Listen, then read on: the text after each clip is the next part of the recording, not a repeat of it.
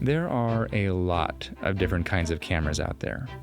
TLRs, SLRs, rangefinders, half-frame cameras, movie cameras, underwater cameras. But out of all the weird and wonderful photo-taking devices that I have ever held, this little camera has got to be amongst the most unique and enjoyable to use. Everything from the plasticky blue body to the fully Japanese instructions to the 16, count them, 16 different lenses and the 2 separate shutter buttons, this camera is a real weirdo. And once you get over the oddities of the body, you then have to contend with the ergonomics, which are, well, weird of course. For instance, most point and shoots, which this camera kind of is and kind of isn't, lets you shoot one-handed, like this. But you can't do that with this camera. At least not if you want to take stills. For that you have to hold it like this, based in your left hand. But because I'm right-handed and that ends up feeling super weird, I end up using both hands anyways, and well, you get the point. So what does that other shutter button do? Well, it does this. That's right, it's a GIF machine.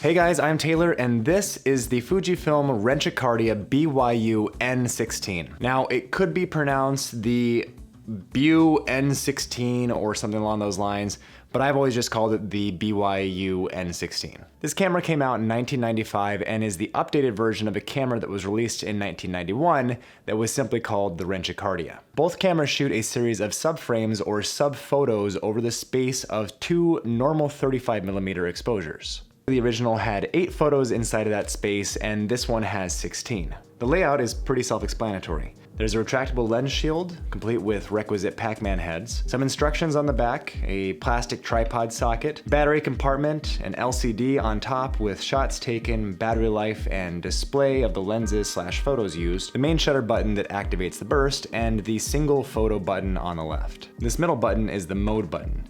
There's a normal mode, a fast mode, a timer mode, and something that I call the weird mode because I can't figure out what anybody would use it for. For some reason in this mode, it lets you take a burst of 15 and then you finish the last photo with another press, almost like you're supposed to be documenting something after the fact. Maybe it's there so you can illustrate the rage that your subject feels after screwing up yet another golf stroke, because actually, this camera was marketed towards golfers. That's right, this is a golf camera. See, check it out. There's the little golfy guy right here, and up on top, there is another little golfy guy right here. See him? He's so cute, little golfy guy. And then if you look at the shutter button here, it is actually a golf ball, which I think is super clever and I love. The general idea is that you would put this guy on a tripod and then smash that ball down the fairway and photograph yourself while you were doing it. Later when you get the film back, you would actually be able to see what you did and be able to make some improvements, hopefully. As you can guess, I'm not a golfer. I think I've held a golf club in my hands like 2 times total. But this camera, being that it was designed to go into the hands of a normal consumer, somebody that wasn't a photographer,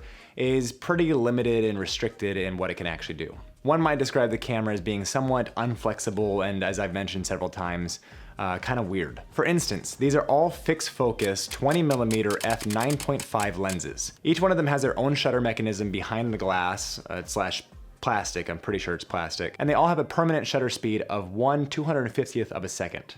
Basically what that means is that you need a lot of light to make this camera expose properly. And because you don't have control over the aperture or the shutter speed, the only thing that you can really affect is the ISO film that you put inside of the camera. So as long as it's sunny and bright outside, you're totally fine. But what happens when it's dark outside, or maybe you're inside, or it's cloudy?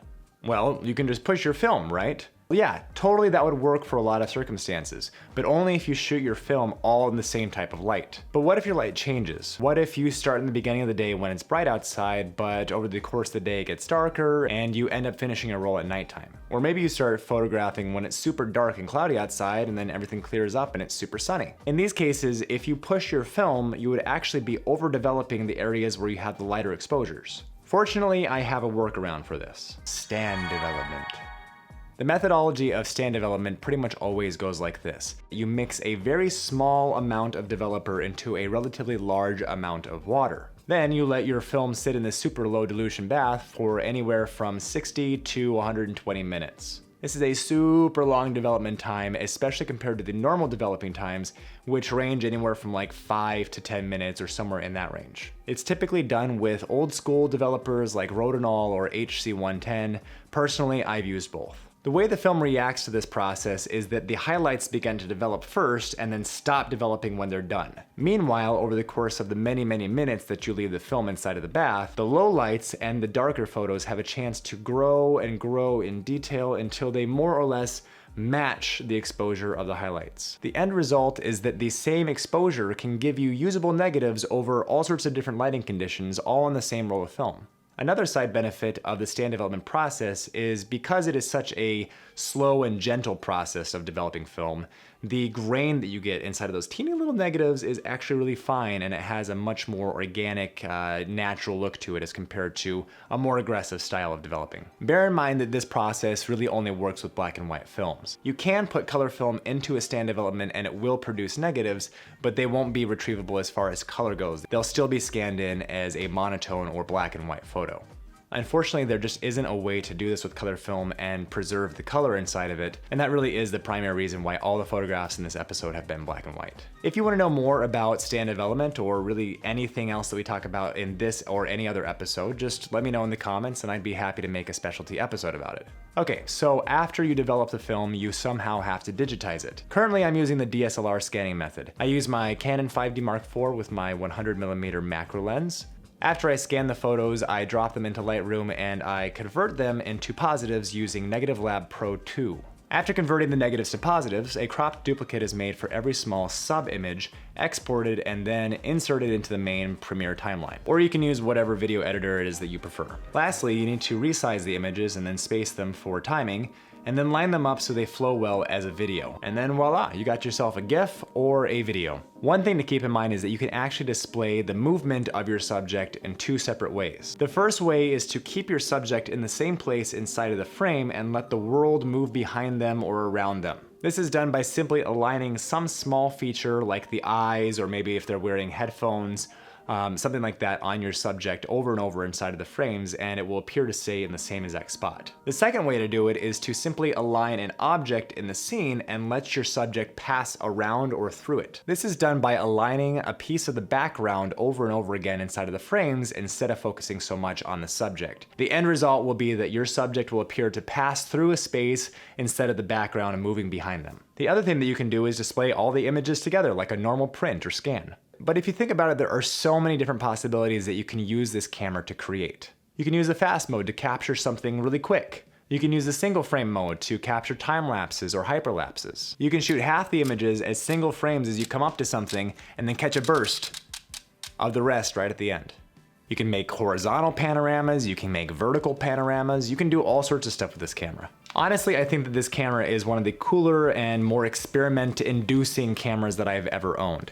It's just a lot of fun to shoot, and yeah, it's kind of weird, and probably I would never use it for a professional purpose unless the client asked for it, but it's something that gets me out of the house and really makes me want to shoot. So what do you guys think? Is this the coolest, weirdest little camera ever? Have you guys ever even heard of it before this video? And if you owned one, what kind of subject matter would you use it for? Let me know down in the comments. I'm actually really curious what you guys have as far as ideas. Anyway, that's all that I have for you guys today. Go ahead and be a pal, smash that like button, hit the subscribe button if you want to keep up with me in the channel, and turn on the notification bell so that you're notified anytime that I upload new content. Thanks for hanging with me, guys, and I'll see you in the next one. Bye.